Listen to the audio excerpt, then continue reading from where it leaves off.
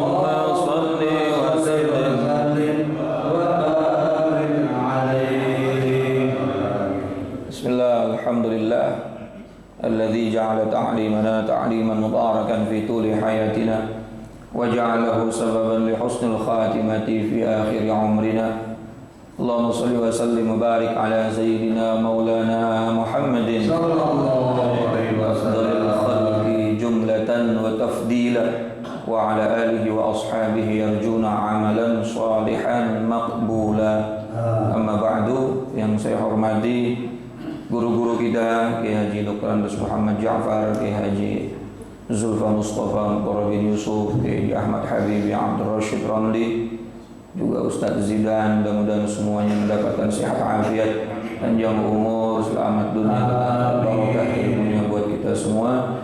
Juga pengurus dari Majelis Ta'lim Ukhuwah Islamiyah Pak Haji Basroi, Ustadz Haji Muhammad Tahir, Ketua Masjid Darus Sanam Ustadz Haji Royan dan para pengurus lainnya serta seluruh para jamaah yang hadir yang tanpa terkecuali semoga dimuliakan Allah Subhanahu wa taala.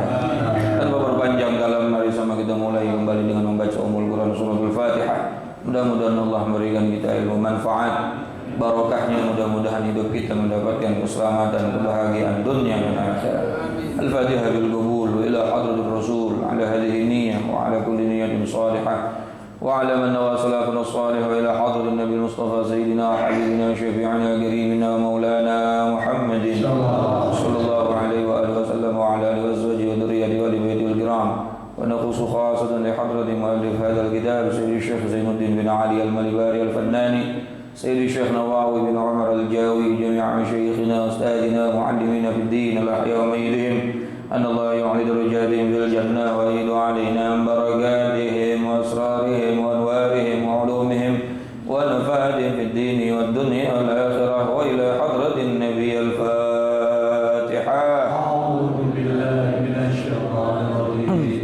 بسم الله الرحمن الرحيم. الحمد لله رب العالمين الرحمن الرحيم مالك يوم الدين إياك نعبد وإياك نستعين اهدنا الصراط المستقيم صراط الذين أنعمت عليهم غير المغضوب عليهم Rabbi ufirli, ولا semoga Allah ampuni dosa kita dan dosa kedua orang tua kita.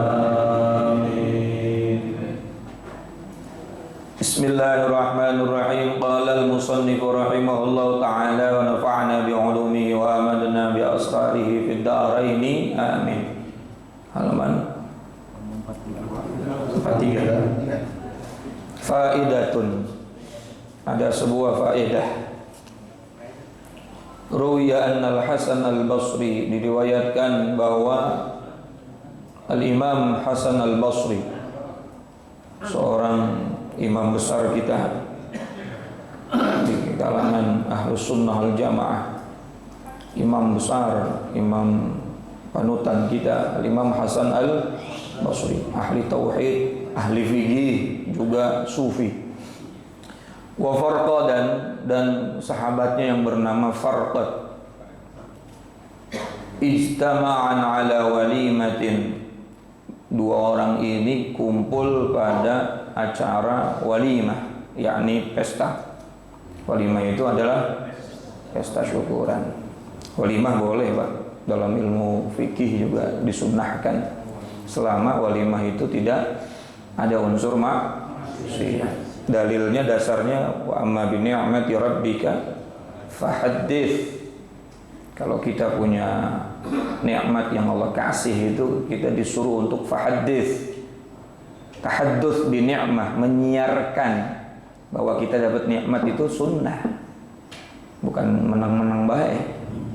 Nah, kita punya anugerah anak mau nikah ya disiarin, kita punya anugerah dapat syukur, dapat nikmat rumah baru misalnya, nggak pakai kredit lagi kan. Ya, syukuran itu tahaddus bini, ya memang beda tipis antara tahaddus binikmah dengan riya, ya beda tipis. Cuma kan yang tahu itu orang yang bersangkutan, kita nggak boleh vonis, betul nggak? Nah, kalau tahaddus binikmah niatnya hukumnya sangat baik, sunnah.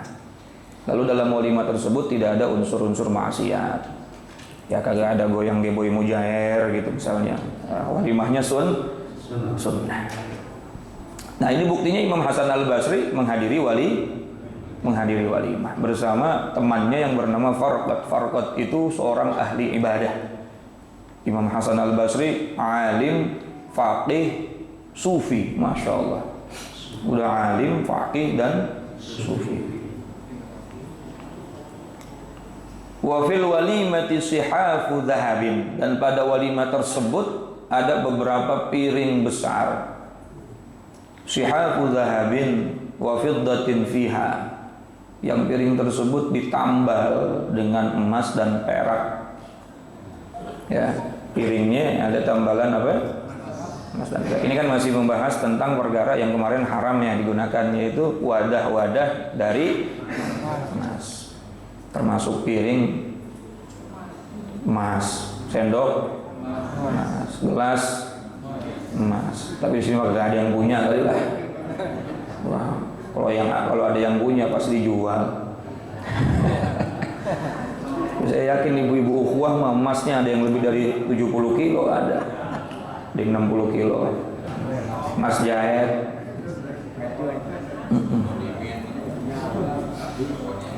Wa huwa jumlatun minat tamari, dan di atas piring atau wadah yang dilapisi emas tersebut ada di atasnya disediakan kurma. Jadi nyediain makanannya, piringnya pakai apa? Bukan piringnya emas, ditambal pakai emas.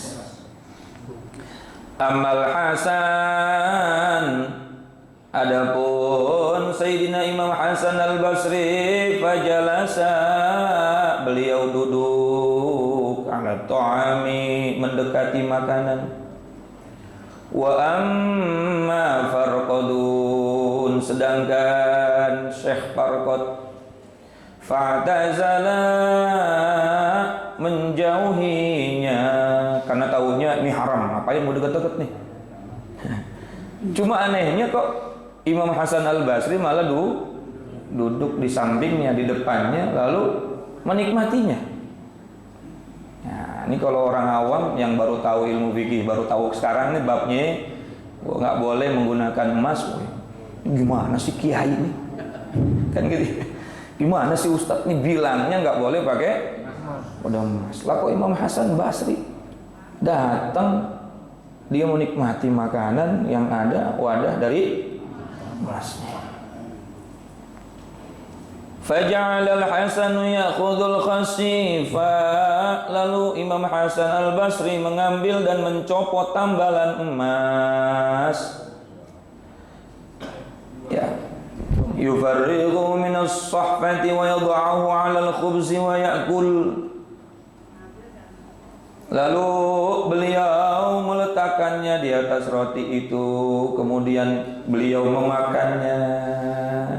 Pada saat beliau akan menikmati makanan yang ada di atas wadah tersebut, sebelumnya tambalan-tambalan emasnya dicopotin dulu. Rotinya diambil, kurmanya diambil, baru dimakan. Tsumma altafat, kemudian ia menoleh kemana? Ke temannya tuh yang bernama Farqad. Wa qala ya Furaiqat halan sana'ta hakadha. Wahai Farqad, mengapa engkau melakukan hal seperti itu? Maksudnya kenapa engkau disediain makanan sama tuan rumah malah kabur? Gitu.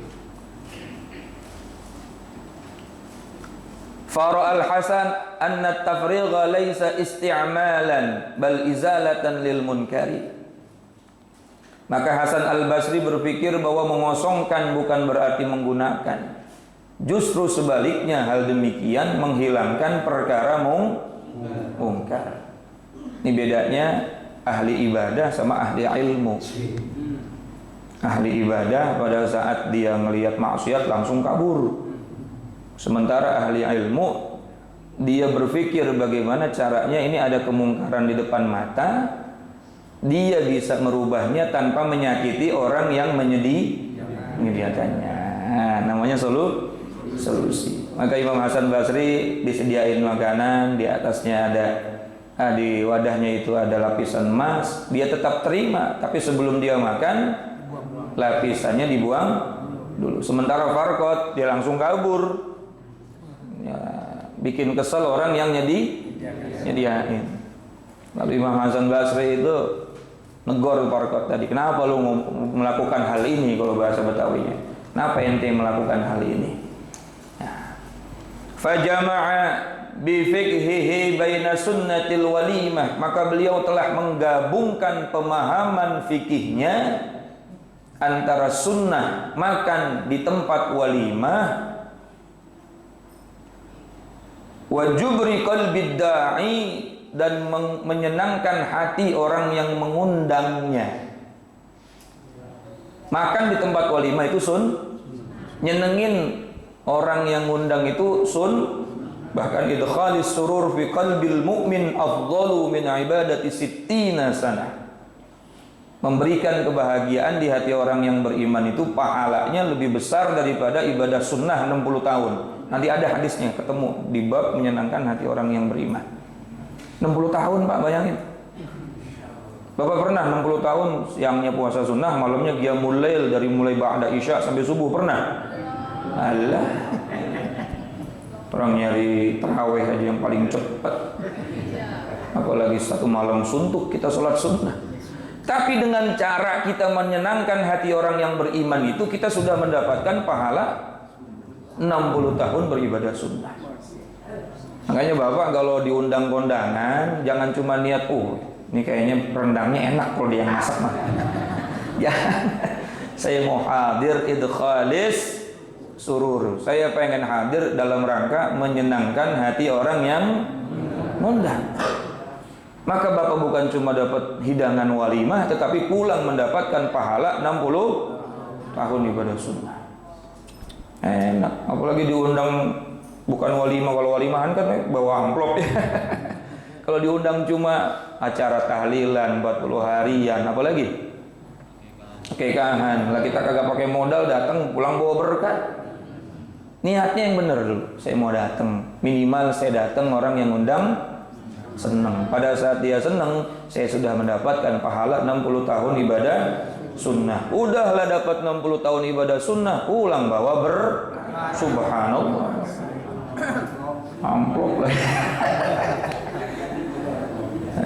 niatnya. Innamal a'malu wa innamal likulli imri'in wa man kanat hijratuhu ila Allah rasulih fa hijratuhu ila Allah rasulih wa man kanat hijratuhu lid-dunya yusibuha aw imra'atin yankihuha fa hijratuhu ila ma hajara ilaih.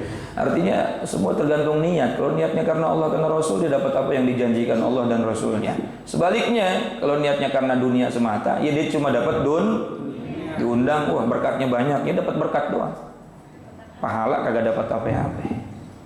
Nah ini Imam Hasan Al-Basri saking kepengen nyenengin hati orang yang ngundang, dia kagak tolak tuh, walaupun di situ dia tahu ada wadah dari, tapi supaya dia tidak berlaku maksiat, tidak berlaku dosa. Dan sebagai ulama juga ada kewajiban untuk amar ma'ruf nahi mungkar. Sebelum dia makan di hadapan orang banyak dicopotin emasnya. Jadi dia menggabungkan dua hukum. Hukum menyenangkan orang yang ngundang dia saat walimah, dan hukum amar ma'ruf nahi.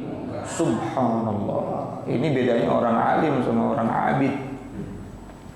Bedanya ahli ibadah sama orang alim. Kalau ahli ibadah doang tapi nggak alim, wah haram, ngapain? Kabur. Kan dikit-dikit bid'ah, ujung-ujungnya ntar aja. Dikit-dikit haram, tapi nggak ngasih solusi. Wali Songo dulu begitu.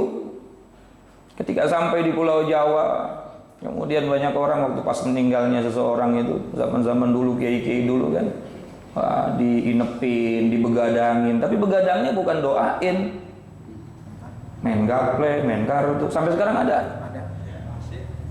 Lalu daripada kata dia ini daripada dibegadangin main kartu, main gaple, mendingan kita ngaji bareng-bareng yuk. Ya. Keadaan adatnya nggak dirubah, tapi isinya yang di kumpul-kumpulnya nggak dirubah. Nah kumpul-kumpul siapa yang larang? Kecuali kumpul-kumpul dalam urusan maksiat baru dilarang. Nah kumpul-kumpulnya nggak dirubah, tapi isinya yang dirubah. Daripada cuma ngomongin orang, ayo kita baca tahlil. Dan itu juga pasti dalilnya banyak. Ya. Tahlil itu kan membaca kalimat la ilaha illallah. Orang awalnya tidak beriman kepada Allah, lalu dia mengucap la ilaha illallah, maka semua dosanya diampuni. Cuma sekali, perkara sekali baca kalimat la ilaha illallah, dosa berapa puluh tahun dia diampuni. Lah masa ada orang baca la ilaha illallah kemudian divonis murtad, gimana urusannya ini? Betul apa enggak kira-kira? Nah, jadi orang alim itu bagaimana caranya sesuatu yang negatif menjadi sebuah hal yang positif tanpa harus menyakiti orang lain. Ya, kalau seorang sekarang kan dikit-dikit memvonis doang bisanya, menyalahkan tapi tanpa memberikan solusi. Nah dari dulu udah dicontohin sama Imam Hasan Al-Basri. Bahkan saya pernah baca riwayat pada saat Futuh Makkah, Rasulullah itu menaklukkan kota suci Makkah. Orang kafir Quraisy semua masuk Islam, hampir 100%, bahkan 100% orang Makkah masuk Islam. Lalu beliau pernah sambat gini, seandainya aku nggak pengen nyakitin hatinya saudara-saudaraku Quraisy Mekah, aku pengen rubah nih keadaan Ka'bah nih. Aku pengen rubah bentuk Ka'bah karena bentuknya itu nggak sesuai dengan bangunan yang pertama dibangun oleh Nabi Ibrahim. Tapi biarin aja dah, daripada nanti orang-orang Mekah pada mereka baru masuk Bayangkan Nabi Muhammad SAW lebih memilih hati orang lain daripada harus memaksakan kehendaknya sendiri untuk merubah. Kira-kira paham nggak nih kira-kira? Kadang-kadang kan kita egois Pak. Yang kita anggap benar kita paksakan, lalu orang lain merasa sakit hati. Sama kayak orang tawaf mau nyium Hajar Aswad nggak lalu dia sewa tuh 100 real bodyguard sehingga dia bisa cium Hajar Aswad dengan bodyguardnya pukul sono pukul sini, ya betul nggak? Ya kanan kiri dipukul lalu bisa nyium Hajar Aswad. Ya. Kelar nyium Hajar Aswad subuh-subuh ngomong di hotel sama saya, alhamdulillah saya bisa nyium Hajar Aswad, Ustaz nggak bisa. Kok bisa? Gimana, kan penuh banget. Saya nyewa orang. Saya bilang Hajar Aswad itu sunnah Pak, tapi nyakitin orang tuh dosa. Betul. Hajar Aswad itu diciumnya sunnah, tapi nyakitin orang sampai nyium Hajar Aswad dosa. Saya nggak tahu mungkin menurut Bapak Allah seneng ridho ya, tapi kayaknya sih malaikat. Gimana nih orang yang mau jenazah nguber yang sunnah tapi nyakitin orang lain? Paham nggak kira-kira Pak ini Pak? Nah ini ya, yang sangat berkaitan dengan apa yang kita terangkan pada siang hari ini, yaitu Imam Hasan Al-Basri sampai tidak berani menyakiti orang yang ngundang dia wali. Kira-kira apa ya? Bapak diundang nih walimah udah ngaji nih, atau Bapak ustaz misalnya, ustaz. Ya ada dangdutannya.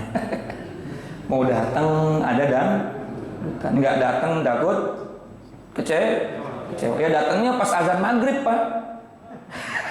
Kan dangdutannya udah berhenti. Betul nggak? Jadi Bapak datang ke situ kagak maksiat, kagak ngelihat paha. Kemudian Bapak juga menghormati, menghargai dan menyenangkan hati orang yang. Jadi nggak usah sok Islamic Center, kenapa nggak datang? Ada maksiat. Ya Allah, ada maksiat sehingga dia akhirnya lebih mencegah maksiat, enggak, kemudian malah nyakitin orang lain. Kira-kira paham di sini ya? Ya Allah, carilah banyak solusi dalam agama kita ini. Jangan cuma kita memikirkan kebenaran yang kita anggap itu benar secara pribadi kita, lalu akhirnya menyakiti orang lain. Inilah apa yang diajarkan oleh Al-Imam Hasan Al-Basri. Bahkan di sini sudah jelas sekali nih Imam Hasan Al-Basri dengan fardot, ahli ibadah dengan ahli ilmu. Ahli ibadah langsung kabur karena ibadah doang, tapi nggak tahu caranya bagaimana memuliakan orang lain. Sedangkan Imam Hasan Al-Basri dia ahli ibadah, ya ahli ilmu, dia tahu caranya menyenangkan hati orang lain, tidak mengecewakan orang lain, tapi juga dia harus menghindari maksiat dan dia juga harus mencegah kemungkaran. Maka semuanya dilakukan dalam satu kali dia duduk luar biasa. Wa syu'batul hadiyatu wal arba'una wallahu a'lamu bissawab. Udah segitu aja dah Pak. Mudah-mudahan manfaat, kurang lebihnya mohon maaf. Assalamualaikum warahmatullahi wabarakatuh.